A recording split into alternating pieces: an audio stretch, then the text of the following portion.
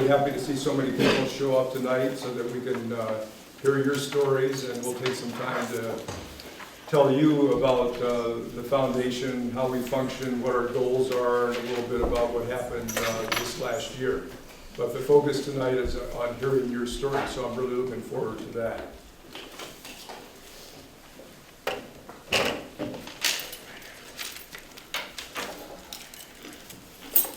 You all have an agenda probably on the table in front of you. First, I'd like to introduce the board members. We have 11 board members.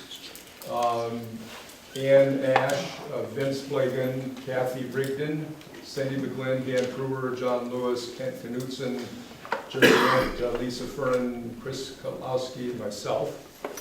We all serve 3-year terms, and we can serve up to 2 terms. And most people do take that option to serve 2 terms. We are in the business of giving away money. We're an endowment that has about $1.5 million in our funds, and we have 2 different purposes in the foundation.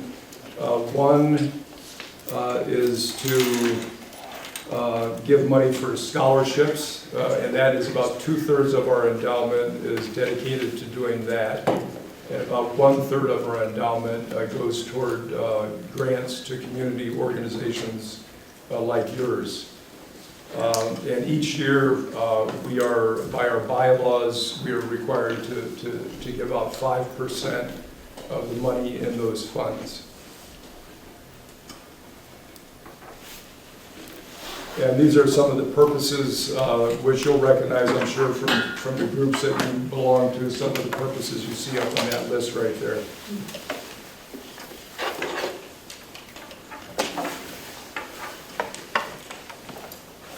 And this providing philanthropic opportunities is really a fancy way of saying that we like donations, both small and big. We have a lot of people in the community that give their annual $50 or $100, that sort of thing.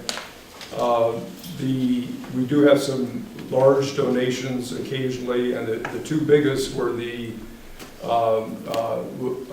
donations from the individuals Paul Sunby and Bob Green, who gave the bulk of the money for the foundation.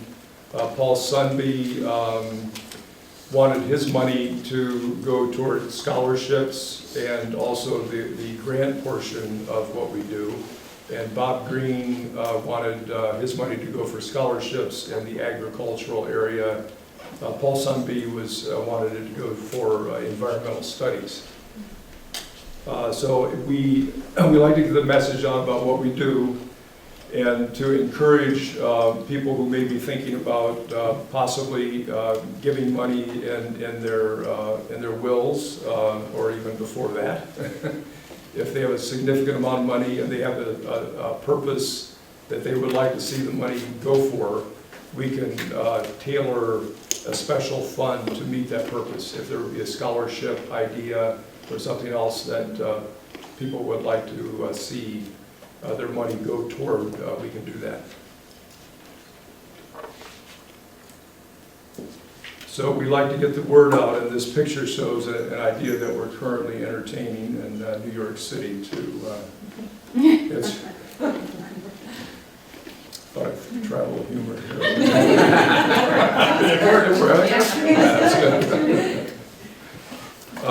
So we do try to our name is not as well known in the community as we'd like, and so we do try through some advertising and through our website. We have an extensive website that explains what we do.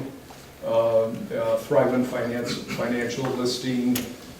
We also get out and do presentations to various groups. I just did a Rotary Club and a library board meeting talk. So we have people that are available to do that. Now this is a bit of business that we have to do. All the board members, you'll see the minutes from the annual meeting of last year.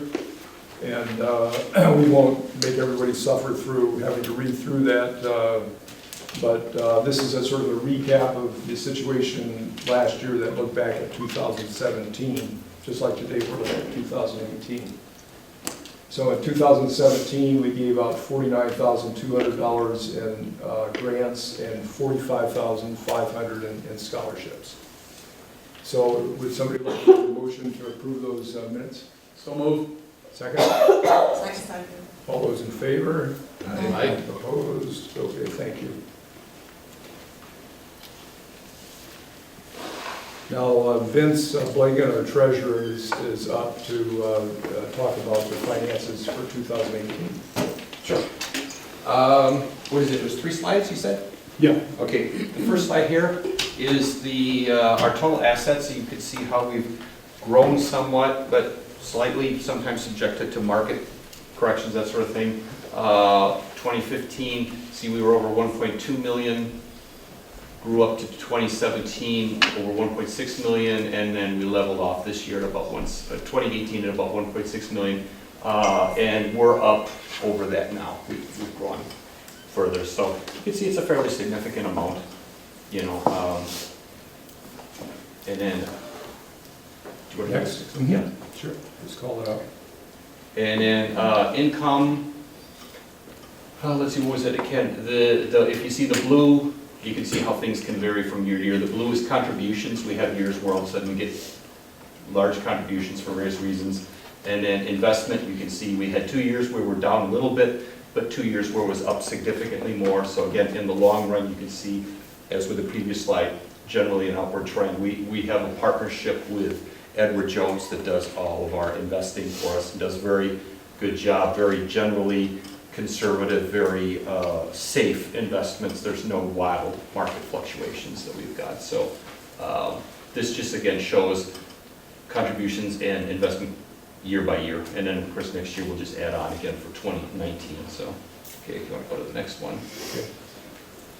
And then this is something we're really proud of. 2018 total fund endowments, we have 1.4 million plus.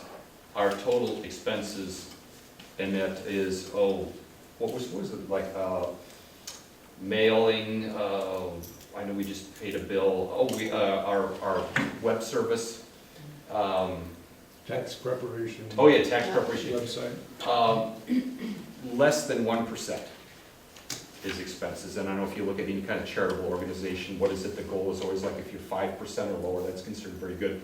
We're true volunteer effort, we keep it below 1%. So that's something we're pretty proud of. So, yeah, again, fundraising, tax preparation, website, that's the big things. Yeah, you see a lot of the larger ones, they go 20% for expenses. So relatively speaking, we're very proud of that. So is that it? That was just 3, right? Yeah, Okay. 3. Yeah, short and sweet. Okay, so next up is the grants, and that's you folks. The grant committee consists of Cindy McGlynn, John Lewis, Paulette Oinanen, Shelley Eddington, and myself. And in 2018, we gave out 18 grants, and I think 2/3 of you are here. That's really wonderful. $55,740, and which is up from the year before. And I don't have the figures all the way back to the founding of the organization in 1998, but from 2011 to 2018, we gave out $304,000 approximately. So now the best part of the night, and I'm going to turn it over to you guys. So I did have a couple requests. Some people had to get to other meetings and some other reasons to ask to be first speaker. So I would like you all to keep it at about 2 minutes or so, because with 14 speakers and some are talking about multiple organizations, we want to make this not too late at night. So try and be concise, and we'll get started here. The first speaker is Dana Duncan from 3 Gates. Thank you. I really appreciate this opportunity, and I typically talk fast, So I'll talk fast, but not so that you can't understand. We were incredibly fortunate to receive funds from the Stoughton Area Community Foundation this year. We have for those of you that aren't familiar, Three Gates is a therapeutic riding program. We teach children and adults with special needs how to ride horses. So we use the horses in partnership for therapy, occupational and physical therapy, as well as some recreational opportunities. One of the really neat things that we found as a side part of our program is the connection that families make. Often, I vividly remember a little girl walking in who had Down syndrome, who looked at the other 3 girls that were in her class and said, "You guys look like me." And I think for her, it was really a neat opportunity to connect with peers that were truly peers for her. And so one of the neat outcomes of our program is that opportunity for families to connect with each other, to serve as support for each other. And we have this beautiful picnic shelter, but we had some homemade picnic benches and tables that weren't accessible and were starting to fall apart. And so the Stoughton Area Community Foundation helped us purchase truly accessible long-term picnic tables that will go under that shelter. The really cool thing was we reached out, they're fairly expensive and you all were paying for 2 of them. We reached out to the company and said, we received a donation for 2, could we parlay that and would you consider donating? And they actually donated 1. So we ended up with your funds being able to purchase 3 rather than 2. So I thank you very, very much for that support. It's a great opportunity for us to be able to offer that opportunity for our families to connect with each other, for families to be able to come out and have dinner before or after they ride and just spend a night on the farm enjoying the facility. So we so appreciate your support again this year, and hopefully I stayed under the 2 minutes, and thank you all. And then Carrie Orn from Stoughton Dementia Friendly is up next. Hello. So as Bob said, my name is Carrie Orn. I'm representing the Stoughton Dementia Friendly Coalition. In my regular full-time job, I'm the Silver Alert Coordinator for the Department of Justice, so I work for the state. But part of my job is community outreach and education, and I live in Stoughton, so I've focused some of my outreach efforts here. And with the generous grant that we were able to receive from the Community Foundation, what we have done is, the first thing we've done, we haven't used all of our funds yet, but we've purchased what we're calling comfort kits, and I can pass this around. So one thing that research has shown is that people with dementia, if they're in a crisis situation, they can be calmed by having some sort of a sensory item or a fidget item to focus on. So we have put together these kits that have like a fidget muff in there, it's got a stuffed animal, it's got some other sensory things that we are providing to the Stoughton Fire Department, the Police Department, EMS crews, so that when they're out on a scene with somebody who is in a crisis situation, they can utilize these items to hopefully keep their person a little more calm and get through that situation. But the goal of our organization is to provide community education and awareness just about all issues relating to dementia, and make the community as welcoming and as embracing of those folks and their caregivers as possible. So that's what our organization so far has used our funds for, and we're very grateful for that. So we thank you. Thank you.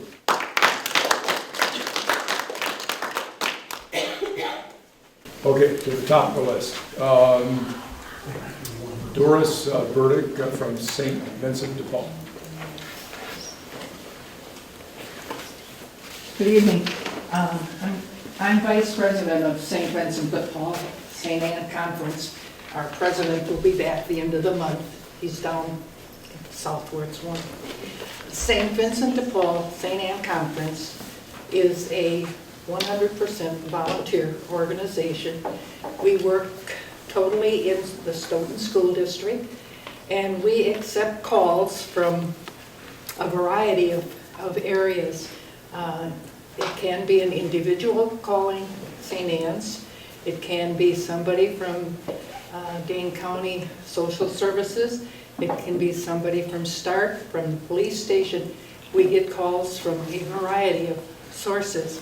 When a call comes in, the church will notify the person, the member, who is on call for the week. We take call for a week at a time, 2 people together. We do not go out on home visits by ourselves.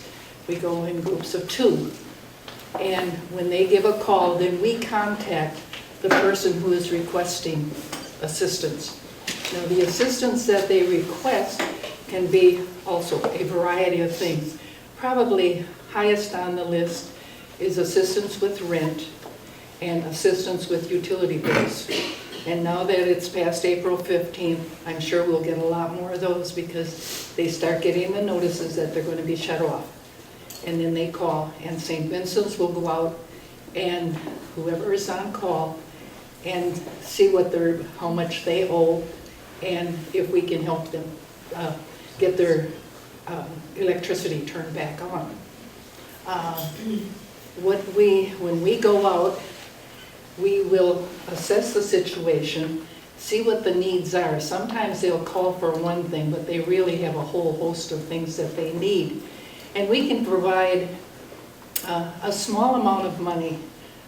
What we provide financially depends upon what's in our treasury. And our treasury goes up and down. And the grant that we got from the coalition has helped our treasury be up so that we can give we will give anywhere up to $200 to a family. We only will grant this one time a calendar year. We consider ourselves an emergency type of agency, not somebody that's going to sustain anybody for a length of time. We can, if we go into a home and we see that they're sleeping on blankets on the floor, they need furniture, we can write a voucher for the St. Vincent store, and they can get their furniture free there. And the same thing applies to clothes. Now, other than that, we do not receive any funds from the store. Those funds are part of the district in Madison. So our funds come from a variety of places. Donations are a big part of our funds, as are bake sales. We're famous for our bake sales, but it all helps. And the grants, like we've gotten from the coalition, and we also have gotten grants from others. And it's been very rewarding to be able to go out and help these people. Some of the situations that these people are existing in, specifically, we get calls for help, and we will go, I don't know if you're all familiar with the brick house. We'll get a call to go to the brick house, and when we go to visit that client, we'll find a mother with 3 children living in one room in the brick house. Not a good situation. So we will do what we can to help them to see if they can find a better living situation, because that's not it.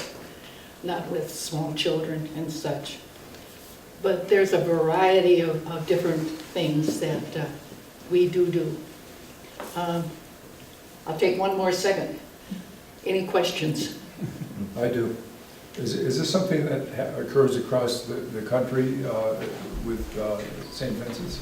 Yes. Okay. St. Vincent de Paul, the organization, actually began in Europe, and there are nationwide, like Madison, for instance, the main St. Vincent de Paul is the Ralph Middlecamp Center on Fish Hatchery Road, but every Catholic church in Madison has a conference.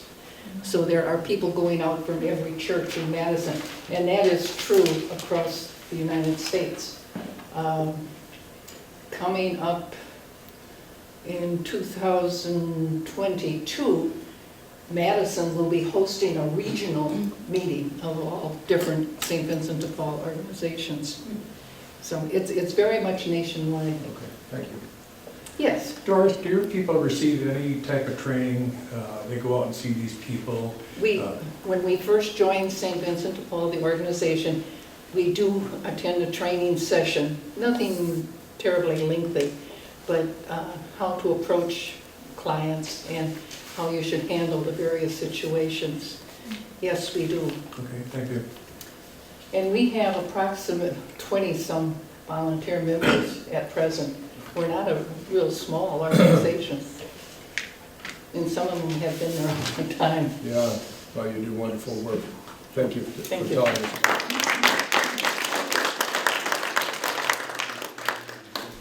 Next up is Bud Erickson from the Veterans Memorial Park. I'm a member of the steering committee for the Veterans Memorial Park. We formed our committee in 2014 and decided to go ahead with this. I got one story that we worked quite hard on this, obviously. I was sitting down at the VFW one late afternoon having a beer, and we were kind of kicking it around, this whole thing. People were asking me questions. At that time, we had raised a total of $950. And a guy hollered across the bar at me, he said, "How much is this going to cost you guys?" And I kind of choked a little, and I said, "It's going to cost us about $1 million." And he kind of sneered and looked at me, and he said, "You guys think you're going to get $1 million bucks out of this community? You're nuts." And I thought, well, you might be right, you know. That's what it was. Well, in October of 2017, we had our dedication, and the park paid for. So that committee, there were 10 of us, is still intact. The oldest one is 87, youngest one is 70. So there will be some turnover very soon. We're not the steering committee anymore, we're the board of directors. We all got promoted. So our goal now is to keep it going and say, well, what have you got to do? Well, I'll just say a little bit. The black walls out there with all the veterans' names, we just added 16 more. They're either new guys, or new people rather, going into the service, or people we missed for one reason or other. The pavers that you see out there, the bricks, we added 8 of those, I think. And we're going to put in, right on the parking lot there, 2 granite pillars. They're about 6 feet tall. And they'll be up well before Memorial Day. Our yearly costs out there are, right now, I said it last year, it's gone up since then. It costs about $12,000 to maintain it. That's the mowing and the mulching and the spraying and the watering and the trimming of the branches, the utilities and the insurance. We probably are going to have to resurface the parking lot this year. Maybe we can buy one more year. But the other thing is the flags. I was out there yesterday, and we have to replace those 11 flags 3 times a year. And if we have many more days like we had yesterday, well, we have a lot of them out like that, we're going to have to replace them more often. And my goal here tonight was supposed to tell what we did with the money we got last year. That's what we did. You go out there, looked at the flags flying there now, put them up 2 weeks ago. Those were bought by the money we got from the foundation last year.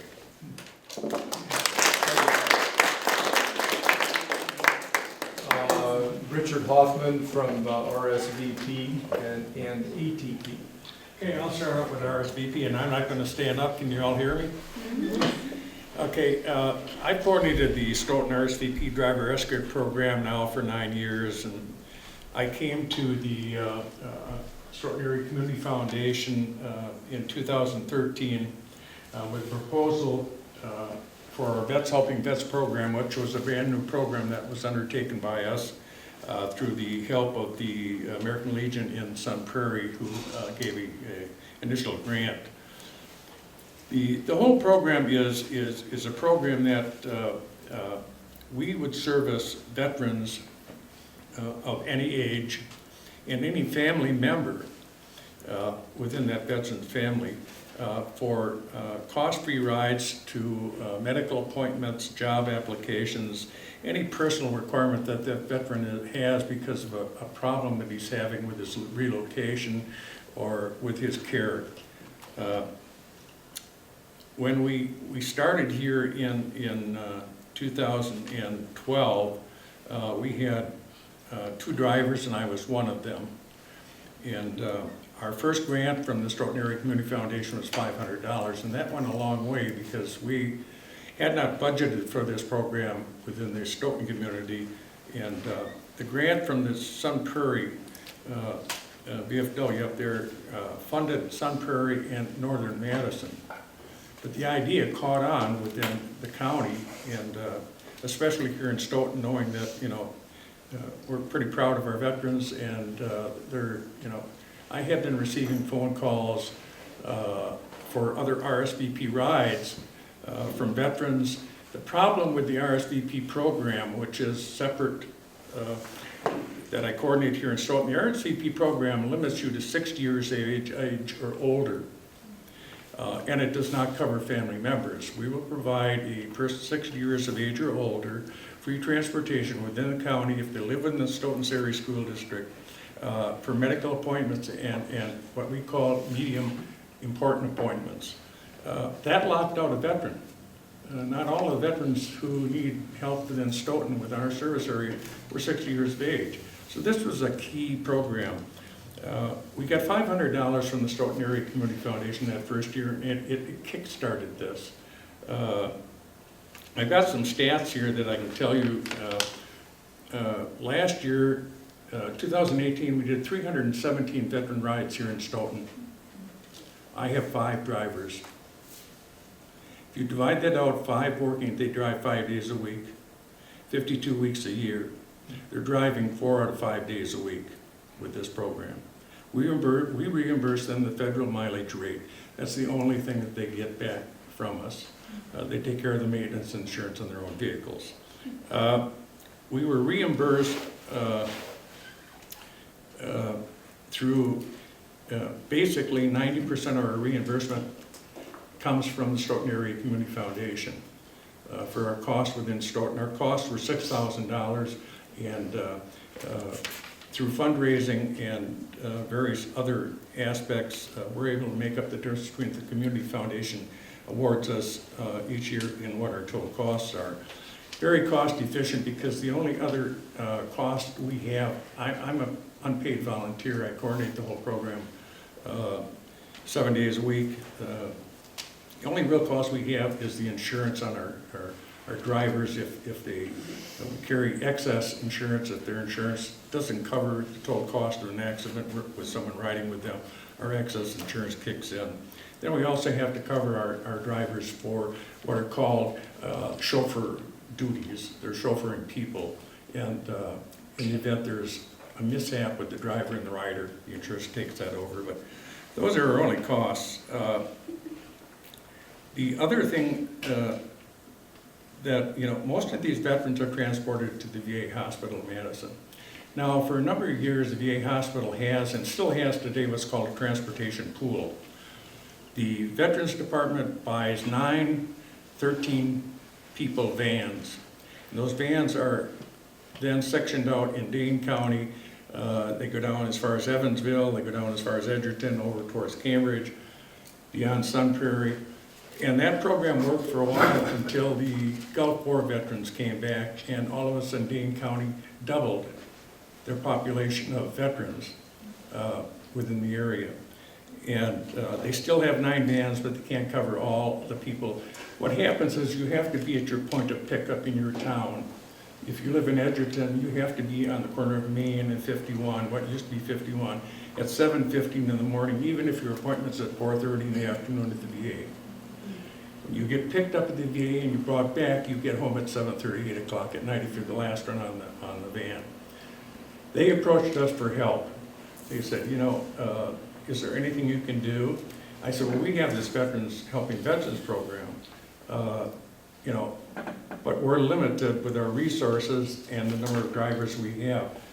But I have since taken over the Southern Dane County coordination for the VA, for the Veterans Hospital in Madison, so where if a veteran cannot make his appointed ride, his referral number then comes to me, and I appoint a driver to get him to his appointment. That gives you an idea of the complexity of what we're dealing with here in Stoughton. I just can't, we've been involved with the Stoughton Area Community Foundation now since 2013, and their total grants to us over that period exceeds $11,000. That has kept our program alive. We end up the year with a 0 balance in our checking account, and that's fine with me. Unless we don't get a grant again. The other program that I run here in Stoughton, I've been doing for 10 years now, is the affordable transportation, no, I haven't been doing this 10 years. I've been doing this, starting my 4th year now, the Affordable Transportation Program. Anybody ever heard of that? You have. You have. Have you ever heard of the Stoughton United Methodist Church Transportation Program? Okay. That's what we were when I started 4 years ago. What our mission is to serve people in the Stoughton Area School District who are in the low to moderate income brackets as defined by the Housing and Urban Development out of Washington. And we provide rides to them within Stoughton and to Madison.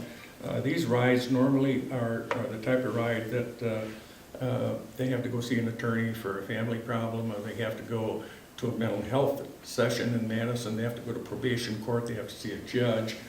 They're homeless, living at the Brick House Hotel out here, they don't have any car or transportation. It's what I like to call it, they're at the end of their road.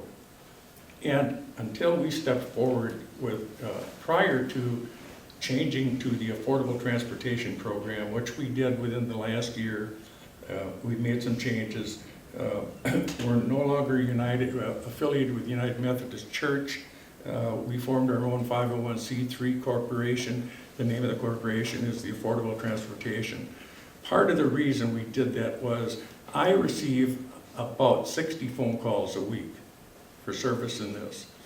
And I noticed over a period of time, people would call and say, well, I don't go to the Methodist Church, and I really, I know I would understand if you have to turn me down. That was not the purpose of the Affordable Transportation Program, but it was the conception that the public had.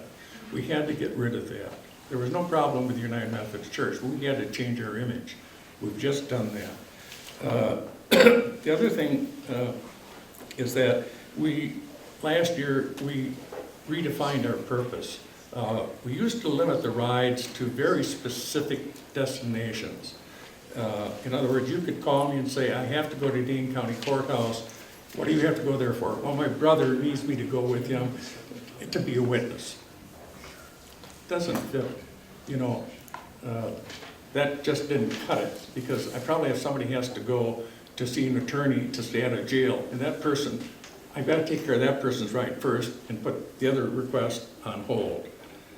Now we've got 3 tiers that we will service, all the way from the bottom of our society, who are trying to get out of that hole and work their way out, all of the people who, through no fault of their own, might not be low or moderate income, but have suffered severe personal tragedy of one sort or another, and their needs are such, they're no different than a person making zero amount of money. So we have 3 categories that we're serving in that. When I started, we had 3 drivers. We now have 5.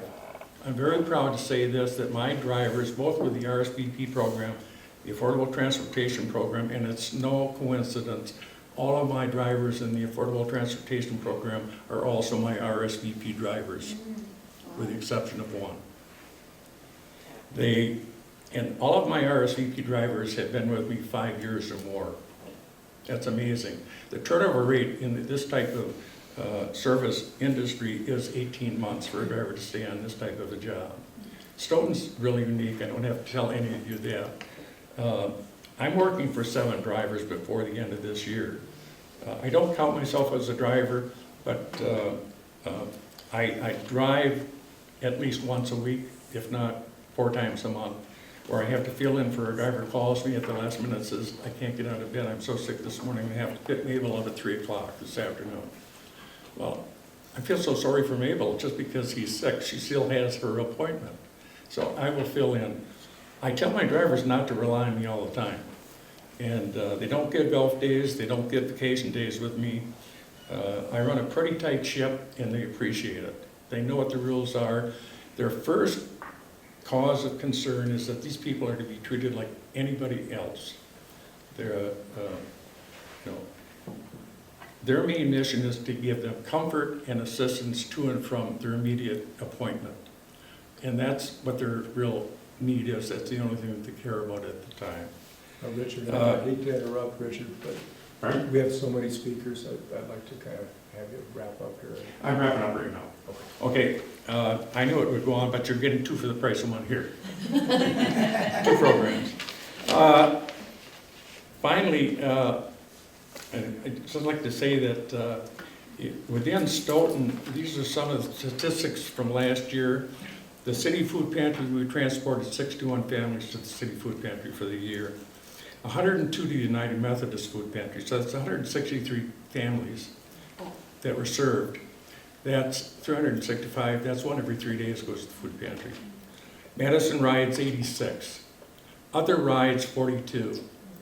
So you can see that we're growing and our needs are growing, and consequently, I just can't thank the Stoughton Area Community Foundation enough, because they're there each year and I can count on having this service available for Stoughton. Thank you.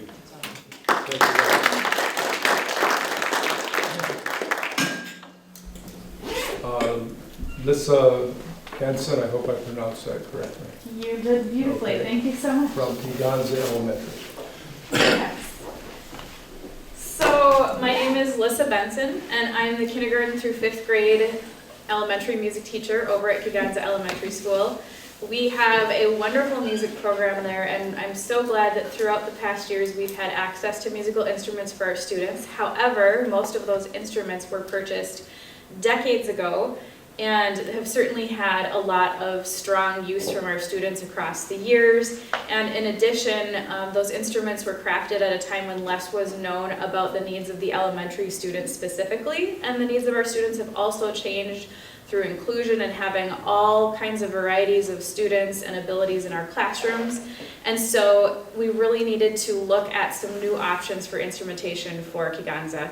As you might be aware, specialized instruments can be extremely expensive, and so we turned to the Stoughton Area Community Foundation for some assistance. So with their help, we were able to purchase a large Remo World Music drumming, African drumming set for our students that includes drums, maracas, shakers, all kinds of different instruments that are included. And we were also able to purchase some adaptive tools for students to use that have issues with grip and opening their hands to play instruments, so that all students were really able to be included in that program. So with that, our students have used those instruments in a variety of ways since we got them in the fall. In the interest of time, I'll give you just a few examples of what that has looked like. Every fall, our elementary schools do an instrument petting zoo program where students learn more about all the different families of instruments. And so when we were working on the percussion family, typically we have a lot of very small, very non-authentic instruments that students have had access to, but this year we were able to actually show them the African drums, and all of our 300-some students were able to have hands-on learning with those instruments and learn some basic African songs and a little bit more about the culture. In addition to that, another thing our students did this year, our first and second graders helped to plan and prepare their own concert. So they self-selected music that was important to them, and one of the songs they chose was one of the African songs they had learned about earlier. So during the course of the concert, called Show What You Know, they actually taught the audience then what they had learned about the African culture and drumming. And if you check it out on WSTO TV, you'll see that they give a shout out to the foundation there also in their concert. Finally, another thing that we're working on right now, we have put together some African drumming ensembles during our lunch recess period, and many students have signed up to give up their recess and come inside and play together with a team and build community in our school. So it's been really great to see all of the things that they've achieved so far, and we're just dipping our toe in the water as I learn more about the instruments and the different things we can do with them. Our hope is that our students will continue to participate even more in some of these special activities, and we'll be able to share even more incredible things with our audiences at concerts, and then just to build more community within our student population as well. So our entire Kegonsa family is so grateful to have your support. The students put together a giant card for the organization, and they included the message, Stoughton Area Community Foundation, thanks so much for our drums. Oh wow, yay! And the drum is going bop. There are some photographs of some of our students on there, and in addition, the back of the card has been signed by dozens and dozens of our students. So I don't know that passing it around would be too easy to do, but I can leave it on the table near the door so that you're able to take a look as you're on your way out today. So thank you.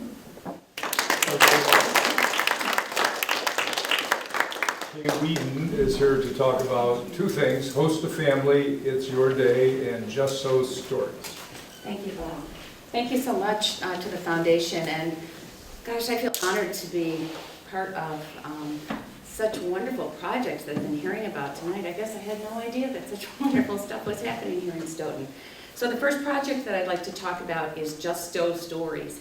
And I'm a professional storyteller and a former teacher, and I know that storytelling is really important in our lives, and it is a fabulous tool to use in the public schools, and well, any school as a matter of fact. And so my idea was to bring in some professional storytellers from around the area, get them into the schools, and get our elementary schools this first year exposed to what a real professional storytelling session and a storyteller might look like. So in all three of the elementary schools, we had a different professional teller, and they got to visit the classrooms as well as giving large group programs to most of the elementary children. In addition, we held an adult storytelling session at the Stoughton Senior Center that same day, and that was well attended, and the idea also was to continue doing some more adult storytelling. And in the future, we hope to, when I say we, I guess it's me, hopes to expand the storytelling program to eventually get kids being storytellers and getting them to visit, connect with intergenerational ways in the community in both the senior center and various other places. So that was my first project that we were funded, and thank you very much for that. It was a great success. The second was, I belong to a group called the Host a Family Program, and we launched a new project this year called It's Your Day. And it is to provide a birthday party celebration for children who cannot or who do not get their birthdays recognized. And the way it works is that people sign up to provide a party in a box, which is a cake mix and the candles and the frosting, as well as a few other sundries, and then also a book, because that's really important, and then a small gift. And then you take it to one of the area food pantries. And the reason I say area is because Host a Family serves 3 different communities. This program was specifically targeted for the United Methodist Church Food Pantry, which is the one that we use to help us distribute these to families in need. So families that use that food pantry can sign up, and they receive a basket that they can then use for their child's birthday. So if any of you are interested, you can go to our website or talk to the United Methodist Church Food Pantry and sign up to provide a child with a great birthday celebration. Thank you.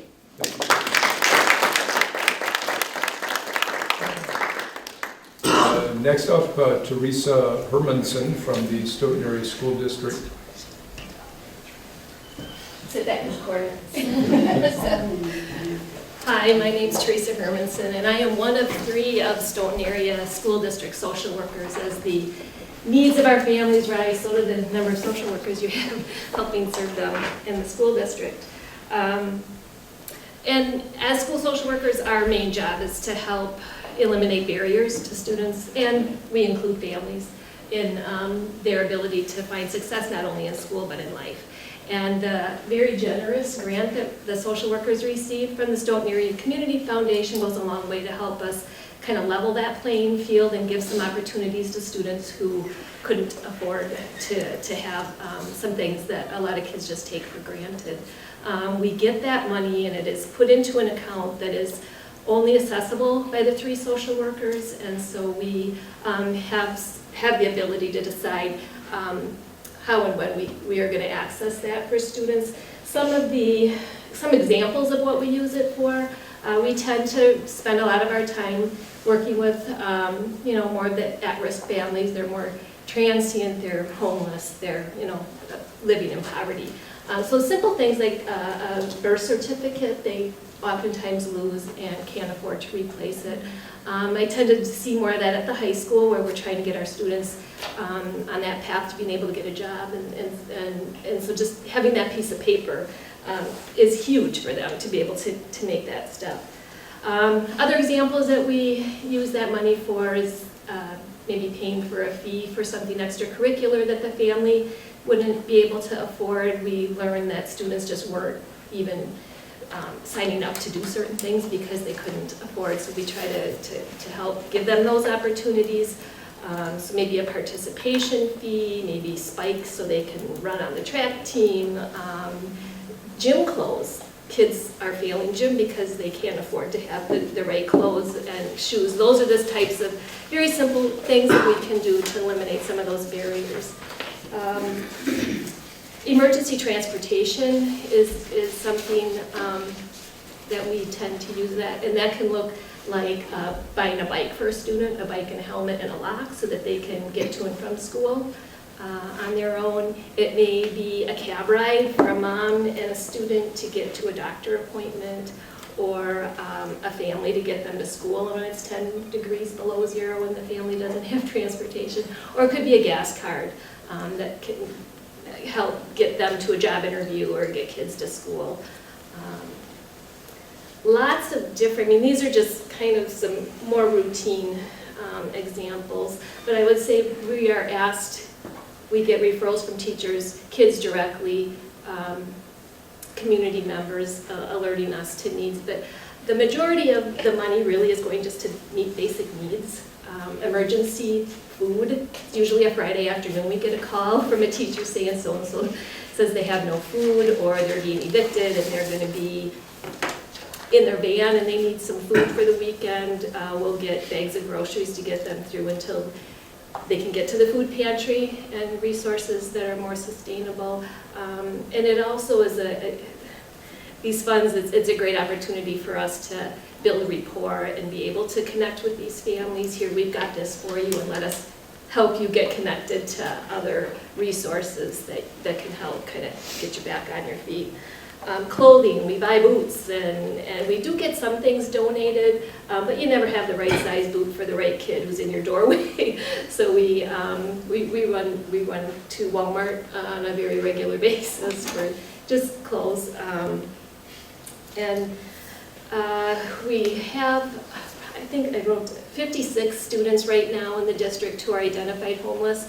And that means they might be in the hotel. We actually have somebody living in their van right now. They might be at the campground. But the majority of those students are really doubled up. They're sleeping on the floor at their parents' friends. So when we learn of that, we try to get them at least an air mattress, a pillow, a blanket, something so they can get a halfway decent night's sleep and be able to come to school ready to learn.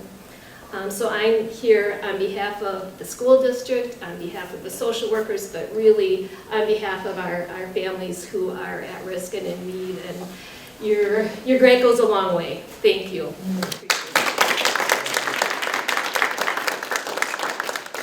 Carly Schrade, is that? Shruggy. Schrade, I'm sorry. No, it's okay. Also from the Stoughton area school district. So hi everyone, I'm Carly Schrage. I'm also a school social worker with Teresa. So I am here to talk about another grant that we apply for every year. Is for our district-wide program called PBIS, which stands for Positive Behavioral Intervention and Supports. So it's really like this multi-tiered approach and framework that we use for our students at every level.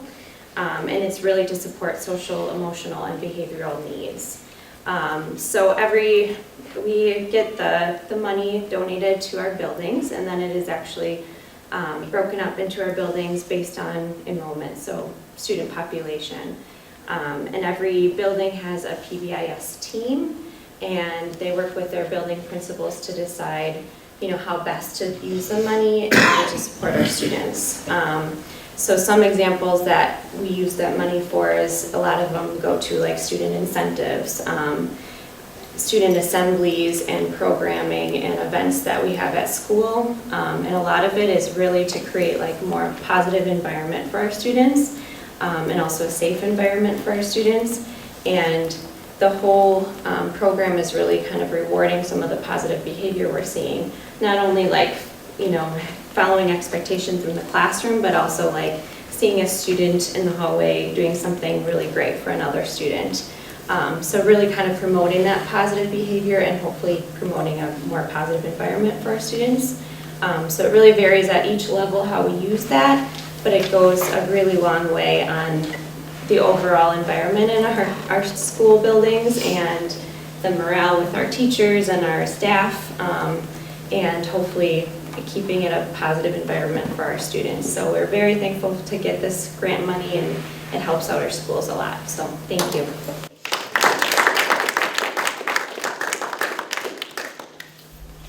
Cindy Thompson from Sturt. And Pat, I'm sorry, too. Yeah, there's Sharon and Oh, Sharon Simon. Sue are also here from PEP, so I don't know if we okay. want You guys to. figure out how to talk about it. I'll go first, start, yeah. Okay. Okay. Hi, everyone. Amazing to actually know and recognize so many of these faces here and to hear how our programs are all intertwined and connected. I think it's just beautiful and wouldn't be possible without the foundation, so I think that's first and foremost a huge thank you to everyone. I'm the director for START. Many of you have heard of us, Stoughton Area Resource Team. I have a photo book, and in here, these are pictures of families, children who have been helped through our program. And what I do for START is I connect to them, similar to what Teresa had mentioned, and a beautiful presentation. We are all here for those families and for the children, and we connect them to housing, to employment, to affordable transportation, to St. Vincent de Paul. All of our programs, we're connecting them to help them gain stability, self-sufficiency, and independence.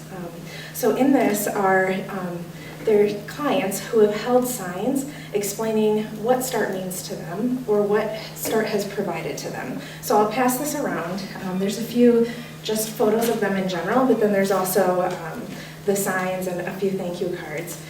We wouldn't be here if it wasn't for each and every single one of you who are in the room. I think START started in 2001 from community members in Stoughton who are invested in trying to help families bridge that gap between being homeless, at risk of homelessness, and that looks very, very different. I've mentioned this numerous times, but homelessness doesn't typically look like a person with a sign on the street on the side of the road. Sometimes that does, and then I'm being pulled into meetings with the mayor and the police department to try to help them. But a lot of our families here are doubling up. They're couch surfing, they're in the campgrounds. I've gotten calls from storage sheds here in town that families are staying there in the winter months. All of those types of instability are reasons that my program exists. So I connect them to budgeting, employment specialists, like landlords, housing caseworkers to help them overcome if they have evictions, if they have a bad rental history, if they don't have credit. All of these different things that can cause them to be in crisis or in need, START was implemented to try to help them. We've been around now we're celebrating 18 years of service. We grew very, I think, in an amazing way. So in 01 we were volunteers. I'm full-time and I've been with the program for 5 years now. I am going to pass around, we have our beautiful Kay Whedon here. She's going to be our keynote speaker for our annual event. We're very excited this year to have a client share a personal testimonial in a professional video. Tomorrow, knock on wood, that's when we're shooting the video with United Way, so fingers crossed that everything goes smoothly. She will be able to share exactly how these funds have impacted her life. I would love for everyone and anyone to be able to come to learn and to hear more about START. So what I'm going to do is pass around invites to our event, and Kay Whedon is going to be doing some storytelling, so if you were interested in learning more or hearing about that, you'll have an opportunity for that as well. So do we have questions about START, or should we transition into PEP?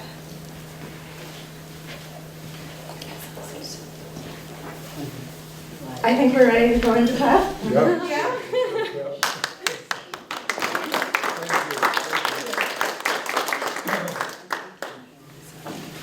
So the reason I'm also here for PEP is because I serve on their board.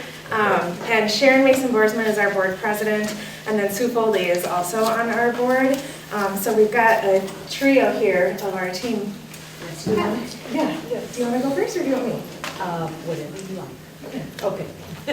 I'm Sharon Mason Boersma, Director of PEP, Personal Essential Pantry. How many people have heard of PEP, or the Personal Essential Pantry? Yes, this is good. We are located at 343 East Main, next to Coffee Cup, and we moved there in 2015. PEP was first born by Jeff Lovell, the pastor of Ezra Church here in Stoughton. And he felt that people in need needed to get help with personal essential items to maintain a certain quality of their lives. And so the Personal Essential Pantry is under an alliance called the PEP Partnership.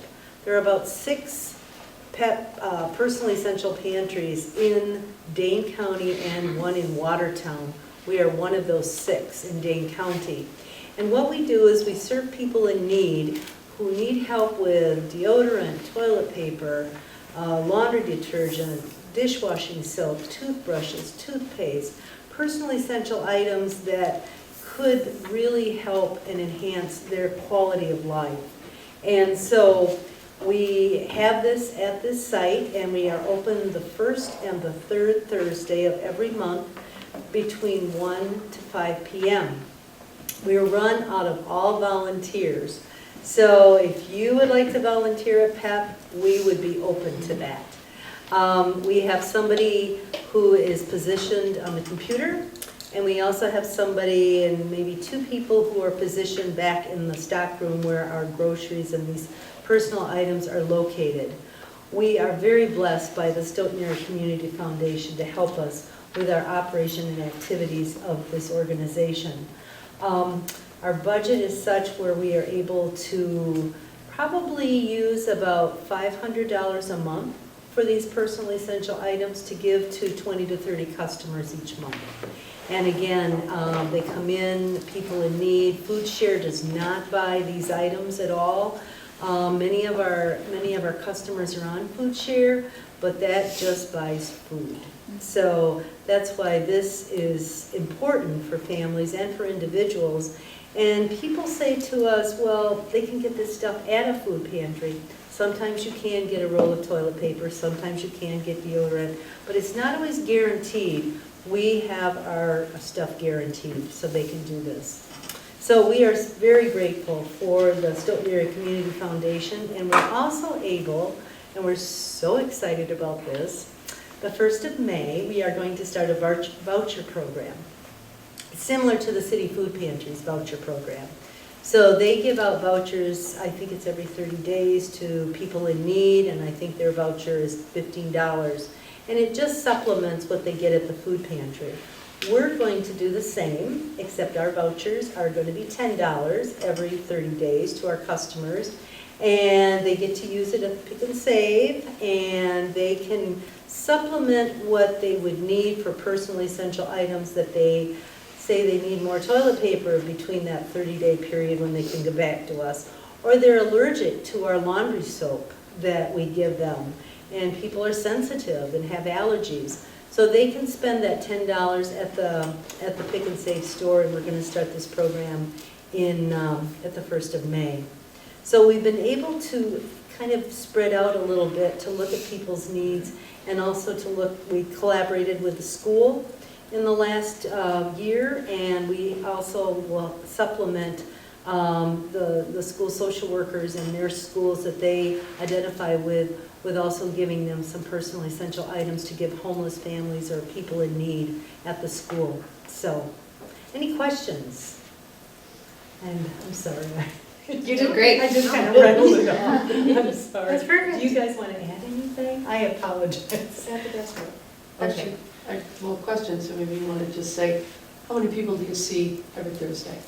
We average about 25 customers a Thursday distribution day. And within that 25, we get 1 or 2 new customers as well. Just like at the grocery store, they're our customers. Treat them with respect. But yeah, what Cindy wanted me to say was that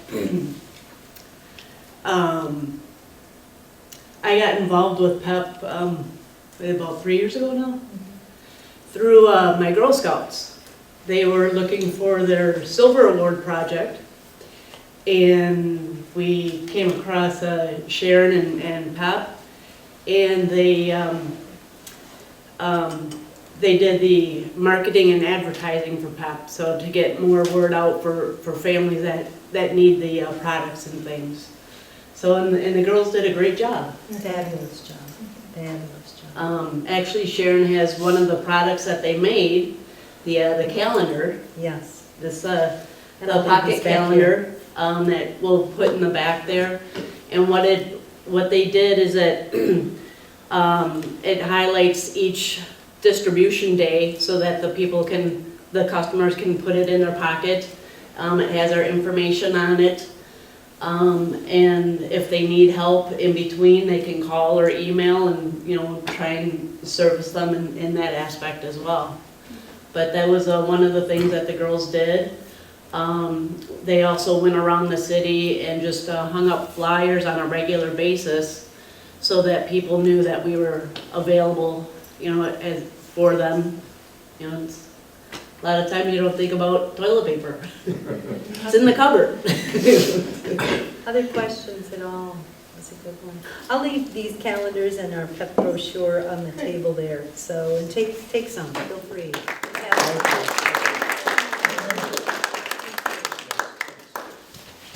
Lauren Woodring from Kiwanis. Hello. My name is Lauren Woodring, and I am a member of the Stoughton Kiwanis Club. And for those of you who don't know what the Stoughton Kiwanis Club is, we are an international service club, and our main goal is to serve children in the community. And we want to create opportunities for all children, no matter what their circumstances may be or what their background entails. We are generous with our time, and we just have a really great time putting together different events for children in the community, and of course those events are free. So the people that we support are local families.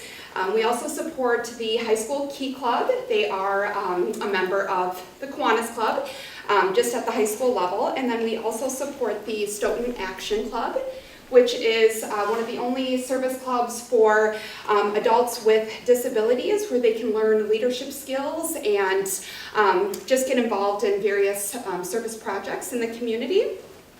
So we have one annual fundraiser each year, which is the pancake breakfast.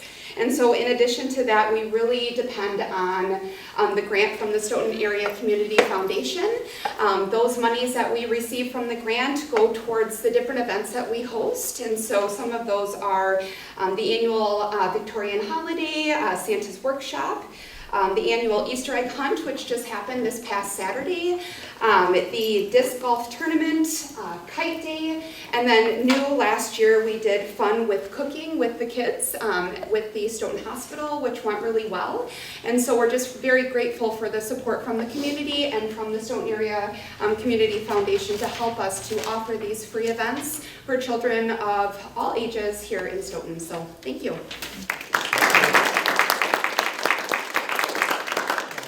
Tim Bouch from Stoughton Yoga. Hi, I'm Tim. I'm on the board of Stoughton Yoga. We are a nonprofit organization here in town that focuses on bringing yoga classes and mindfulness classes to the community in a way that's more accessible. So that's really where our mission comes from, and that includes really working with the community as a whole, including reaching out to family and teens. And so what we really found, we were really passionate about the idea of the importance of teaching yoga and mindfulness, particularly at a young age. It helps us individually, it helps us in our relationships, and then ultimately it helps us really build our communities. So we really see this as an opportunity to really bring lifelong tools to individuals. And the other part of it is the accessibility piece. So, what we found in general is that a lot of times yoga, mindfulness, there's some, it can be prohibitive sometimes. Sometimes the cost can be prohibitive at some studios. Transportation can be prohibitive, being accessible. Even kind of what I call like the attitudes around it, thinking you have to look a certain way, be a certain way, wear certain clothes in order to be a yoga person. And so we're really trying to break down those barriers because we are so passionate about the benefits of yoga and mindfulness programs. And so, of course, in order to be able to do this, we really rely on the community to be able to help us with support, and we really appreciate the Stoughton Area Community Foundation also being an organization that's really helped us be able to bring this to the community. So in general, in order to break down some of these barriers, we have very low-cost classes. We do have an awesome studio right on Main Street above Wendigo, and we also think of Stoughton Yoga as being beyond the studio. So we go out to and have classes at the hospitals. We have classes at the middle school. We have classes at the high school.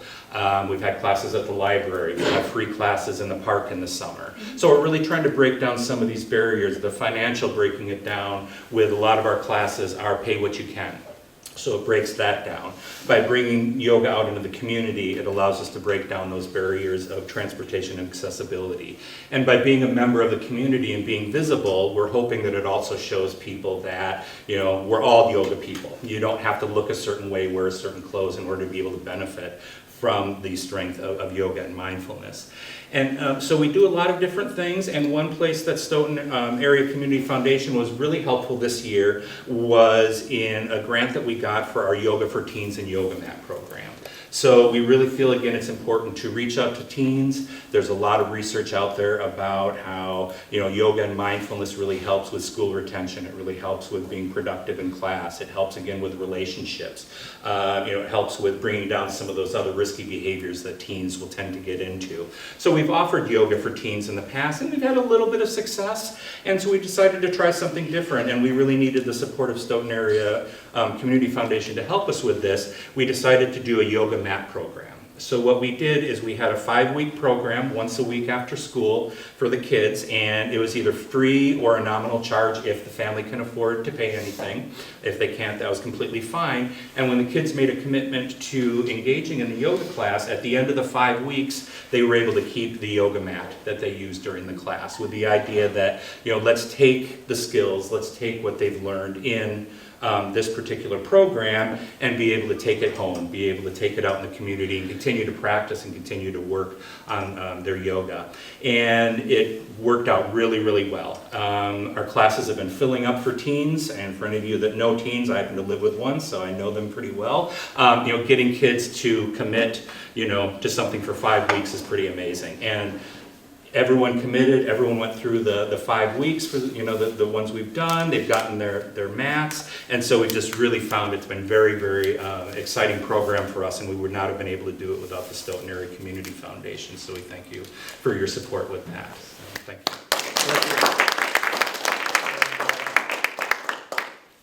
Yes, Dan. Before you're done, I have one announcement, so. Okay, there's one quick one from Jerry. He wanted to talk about the FFA for a moment. Great. And then we'll get to Dan. First of all, congratulations to everybody who are doing all this wonderful work. It's just so rewarding to hear. I moved to this community about 27 years ago, and I think it's just a blessing, everything that people do. And I was fortunate to be a high school agriculture education teacher and worked with the student organization, the FFA, which has as part of its goal community service and outreach. And the FFA formally got involved with the foundation. We're not a grant recipient, but fortunately we were able to start our own endowment fund, and it's led to some real positives. About 7 years ago, we celebrated the 100th year of agriculture education being taught in Stoughton, and the 75th year of the student organization, the FFA. And we sold these commemorative trucks that had that information on, and tractors, numbered tractors. The profits from that we put into the foundation, started up the Stoughton FFA Endowment Fund, and a portion of that money comes back to support the current program today.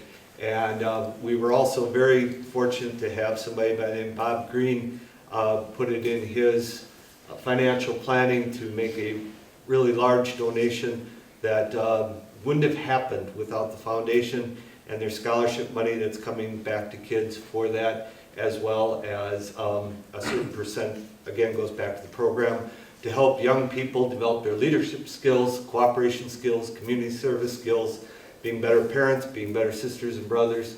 And so, just want to take a minute to share that. Thank you. Thank you for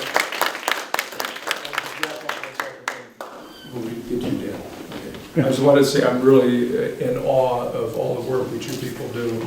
It's one thing to look at the requests for the money for these projects on paper. It's an entirely different thing to hear the stories from you people, and I really appreciate your coming tonight to tell us what you do. So I thank you all. Yeah, just a quick note. Chris Kotlowski and I are on the board, and we have been chartered this year with actually making a Facebook site that people go to. And anybody who's been involved with that knows that takes a little while. But we're now, if you haven't been out to our Facebook site recently, I've sent notes to a number of you, and Chris, you sent them to a number of people. We're trying to get out to everybody that we serve, everybody in this room, and make a connection. And so we're focusing on essentially one a week, although we've got a couple of other spots in there. So we're trying to have we're having a new post every week, not trying, right, Chris? Right. Having a new post every week between Chris and I, and essentially focusing on one of the organizations. And I think I've made connections with some of you, and you're going to share information. We will be friends with each other, and then your friends will be our friends, and vice versa. So it's starting to grow. And so it's going to continue to grow with your help. So if you get emails from us, and if we get a chance to chat tonight yet before you go, I'd love to do that. It'll continue to grow and expand. We're here to support you not only once a year, but throughout the year. And this is the kind of cool way to do it. And so we also have a website that we built last year that's got a lot more information on it and a lot of new things out there, so continue to do that too. So your friends are our friends and vice versa, and we're going to continue to expand. So please be aware, if you're not a Facebook person, you just send an email to your friends and say, go to this Facebook site. And so you don't have to actually, if it's not you, then it should be the friends of yours that are on Facebook. So. Okay, that was... Well, actually, Dan, do you want to remind them to share pictures? Oh, yes, we so need photos. You know what it's like yourself when you're looking at any type of social media and it's just copy. It's just words. And any photos, anytime you're having an event or whatever, can be one person sitting at a table working on whatever, we want the photos because that helps us help you. And we'll do the same thing back and forth. So please work on photos for us as well. Where would they send those? They can send them through the website. You can send them to the website. You can send them through the Facebook site as well. I think that's pretty clear to the ways to do that. Chris? And the other thing, if you have events such as this event coming up, it just switched. We'll put start on before your event so we can help get the word out. So Right. If you have events throughout the year, just let us know and we'll team up with you and keep the community updated on what's happening. Yeah, so throughout this year, we're going to keep working ahead, and we'll continue to, if you got an event coming up in the summer, let us know now, so then we can get it on our schedule and get it going. Okay? Great. Thanks. Next up is Ann Ash for the Scholarship Committee, and she's going to tell you about the scholarships issued in 2018. I sort of have a dual role here because I'm a board member on the Stoughton Community Foundation, but I'm also a counselor at the high school, and I chair the honors program at the high school, which is a ton of work, but probably one of my favorite projects of the year. So as we heard a little bit earlier, the Stoughton Area Community Foundation manages the Paul Sunby Memorial and the Bob Green Memorial Scholarships. As the coordinator at the high school, I work with the scholarship committee to select recipients. They do it through a blind process. The committee looks at the applicants and picks based on merit, grade point average, and overall strength of the application. So specifically, the Paul Sunby, as we heard earlier, is awarded to students pursuing degrees in the field of environmental science. Each year, the Community Foundation awards up to 5 Paul Sunby, so the minimum award amount is $6,000, which is pretty substantial. Some years we don't have as many qualified applicants, so they can be larger. I think we've given up to $12,000 to $16,000 to certain kids in certain years. Since its inception in 2014, the Paul Sunby Fund has provided $165,000 in scholarships money to graduating seniors at Stoughton. That's not including the amount that will be awarded this year. The Bob Green is a newer scholarship. It was established in 2017 and has accounted so far for $22,000 in scholarships. That scholarship is set aside for students pursuing degrees in an agricultural related field. The money typically has been divided between 2 students and has ranged anywhere from $3,500 to up to $10,000 to a student. The 2 funds together do account for about 20% of the total money awarded each year through the high school. The scholarships through the Community Foundation are substantial. They really, I mean, I don't know how many of you have put kids through college. I'm in that process right now.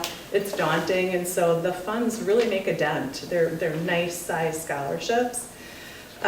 So the Community Foundation has really become a part of the rich tradition of the Stoughton High School Honors Program, and as a wonderful example, I always think of how the Stoughton community and the high school are working together to just recognize students. And if you've ever been to the program, it's really students with all different talents. It's not just the 4.0s. We really do provide a wide range of scholarships. If you've yet to come to an honors program, I invite you to come. This year it's May 15th. I promise really that you'll walk away feeling really proud of our students and really proud of the partnership with the Stoughton community. People, I think, that don't know about our program don't realize that it's really one of the best programs in the state. We give out more money per student than anyone close in Dane County. It's really an amazing program and an amazing partnership with the Stoughton community. The Community Foundation is a huge part of that. So I know the students are grateful, and we couldn't get any of them here tonight, but on behalf of them, I thank you for the partnership.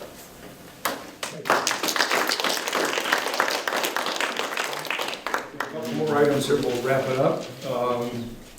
New business. This last year we had 2 new members come on board. Vince Plagan, our treasurer, and Vince is doing an excellent job in making all this financial stuff completely understandable to us on a monthly basis. Jerry Wendt, who has jumped in full speed ahead, and we really appreciate Jerry coming on board. So they've been voted on to be members already, but we do need to do a bit of business here. Our slate of officers coming up. I'm retiring. I've been on 2 years as president, so I'm done with that. It's a 2-year limit on the term for president. Cindy McGlynn will be our next president, and Jerry Wendt, vice president. Kathy Rigdon, who has been secretary, will continue to do so, and Vince Plagan as treasurer. So if somebody would like to make a motion to approve those. So moved. Second? Second. All right, all those in favor? Aye. Those opposed? Carries. Thank you. Okay, so that pretty much wraps it up. I just want to say again that it's just wonderful to get everybody from our side and your side and all the community together to see what everybody's doing. And I think that it really helps us to understand what the hard work that you people do and help us make good decisions when we try to figure out how to allocate money for the next year. So thank you again for coming tonight. And thank you. Thanks, Bob.